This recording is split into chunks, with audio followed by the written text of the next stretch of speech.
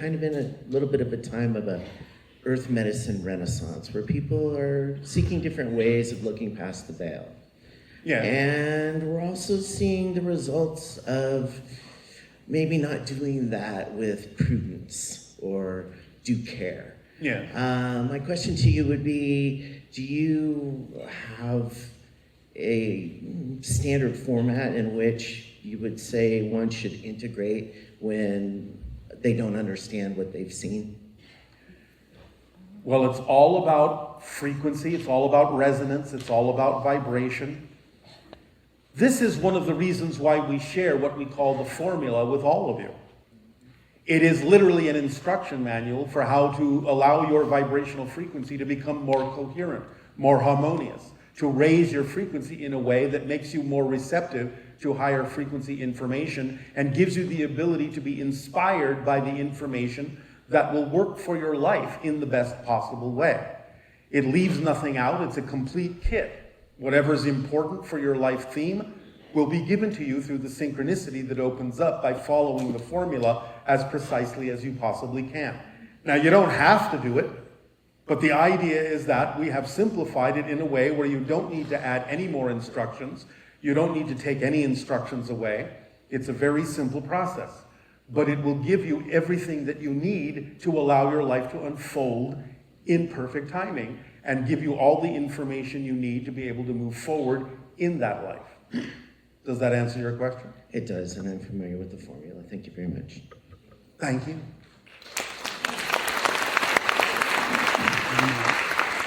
This is why we give it to you, so you don't have to overthink it or anything like that. What is it? What's the formula?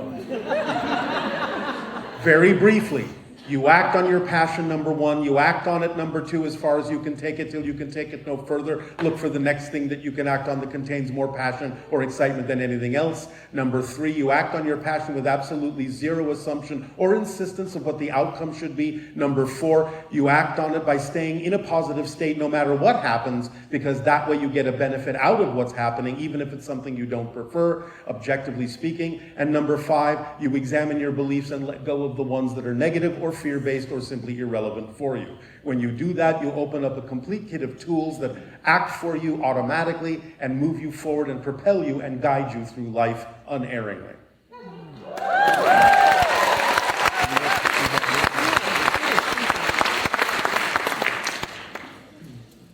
Good day. Good day. Hello.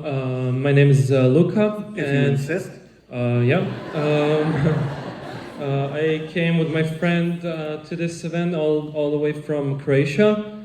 Oh, all right. I came from Thessaloniki.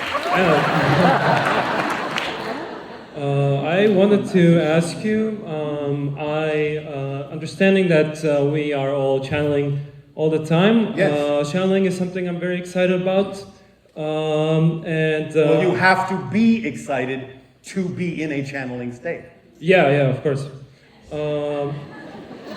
I know you mentioned that Sedona is a vortex of energy. Yes. That it's a magnifying a place, that it magnifies the energy. It amplifies what you bring into it, yes. Yeah, and as far as I understand, when the channeling is happening, while Darryl is channeling, you're also assisting with that. You're amplifying your own energy, bringing through more of the Sasani energy with us. Yeah, so I was thinking, I wanted to ask you, I'm learning how to expand the energy more. I'm able to, what I do is I bring through one sound and then it starts vibrating. Yes. I'm connecting mostly with Sirius energy, and right. I was curious if I could do some channeling right now, if that's... No. Okay. That is not the time and place for you right now. Okay, thank you. Yeah, I just wanted to ask.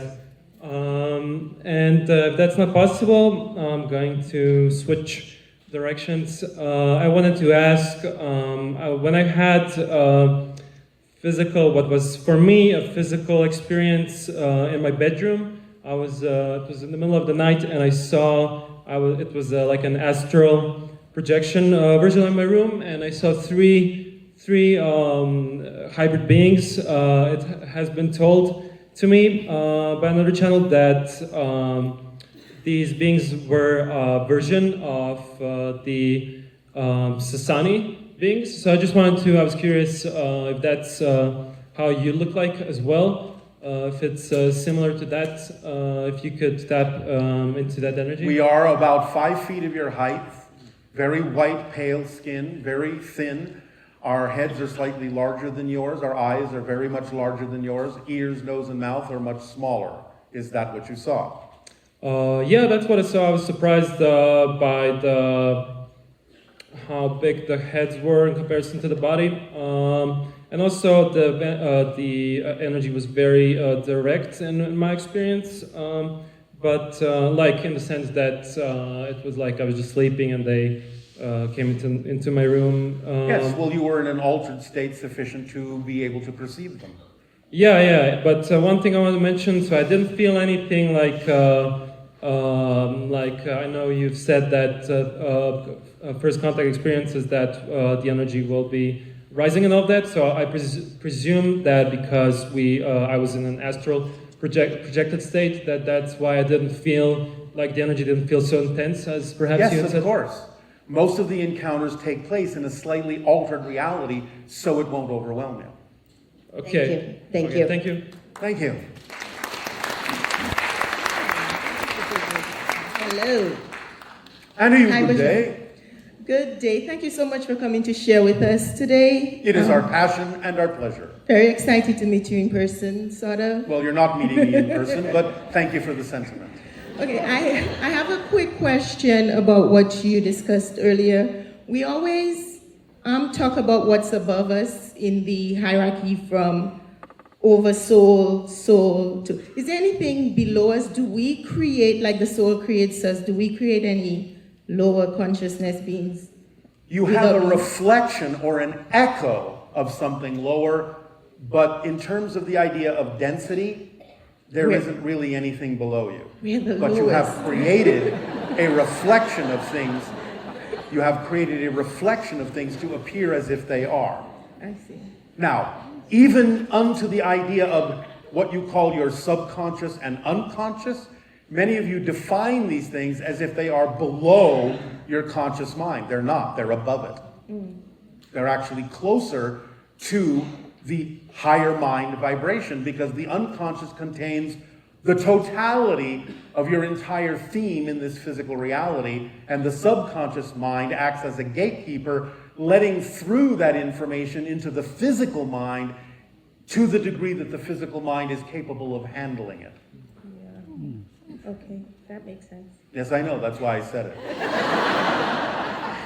Okay, so the other question has to do with all the 5G and cell tower frequencies. As long as it is tuned properly, it's not an issue.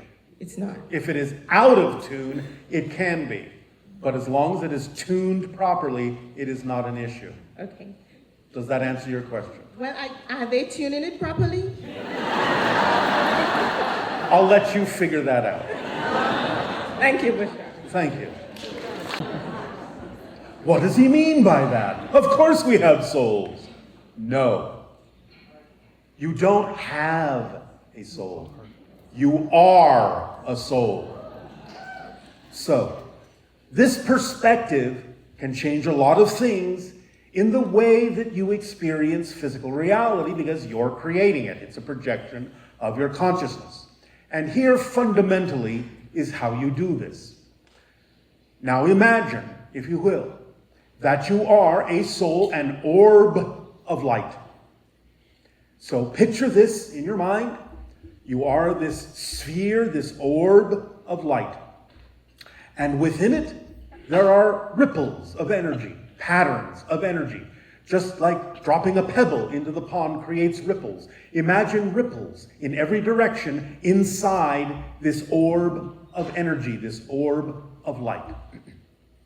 When a soul decides to have a physical experience, this is what happens. These ripples that all are happening inside this sphere of light, this sphere of energy, this sphere of consciousness, all these ripples represent different aspects, different qualities, different attributes of the soul. So when a soul decides to experience a theme in physical terms, some of those ripples, some of those attributes are focused on, and they condense down and down and down in a focus to the center of the orb of light. Now, that doesn't mean the orb disappears. It is still there.